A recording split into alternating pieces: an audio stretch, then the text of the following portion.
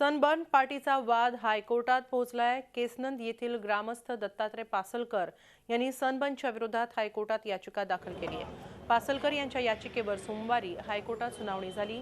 त्यावेळी पार्टीसाठी आवश्यक सर्व एनओसी मंगळवारी कोर्टासमोर सादर करण्याचे आदेश देण्यात आले। मात्र आयोजक आज फक्त फायर ब्रिगेडचे एनओसी सादर करू शकले। त्यावर कोर्टाने बुधवारी सकाळी 11 वाजेपर्यंत सर्व एनओसी सादर करण्याचे आदेश दिले। त्यामुळे सनबर्न पार्टीचं भवितव्य बुधवारी हायकोर्टासमोर होणाऱ्या सुनावणीवर अवलंबून आहे।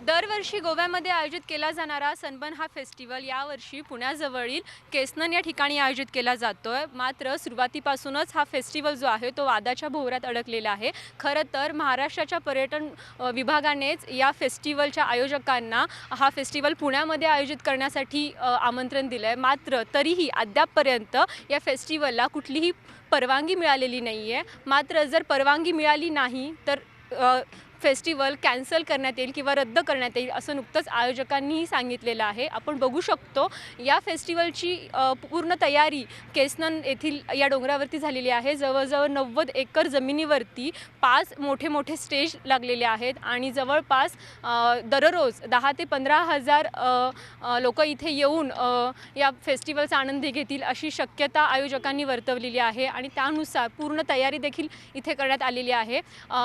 या ठिकाणी मोठ्या प्रमाणात अंमली पदार्थांचा वापर केला जातो असंही एक आरोप जो आहे हा होत होता। मात्र आयोजकांनी हा जो आरोप आहे हा पूर्णपणे धुडकावून लावलेला आहे आणि कुठल्याही प्रकारे अंमली पदार्थांचा वापर इथं केला जाणार नाही आणि तसं झाल्यास त्यावरती कारवाई होईल। अंमली पदार्थांचा वापर होऊ नये यासाठी या ठिकाणी पाण्याची बाटली देखील आणण्यास परवानगी नाही असंही त्यांनी सांगितलेलं आहे। एकूणच या ठिकाणी पूर्णपणे तयारी जी आहे ती झालेली आहे। मात्र आता परवानगी मिळणार की नाही याकडे सगळ्यांचं लक्ष लागलेलं आहे आणि परवानगी जर मिळाली नाही तर ज्यांनी या फेस्टिवलसाठी बुकिंग केलेलं आहे किंवा तिकीट घेतलेलं आहे त्यांचे पैसे पुन्हा दिले जातील असं आश्वासन देखील आयोजकांनी दिलेलं आहे। व्हिडिओ जर्नलिस्ट विकी कांबळेसह अश्मी पवार, झी मीडिया, वाघोली, पुणे।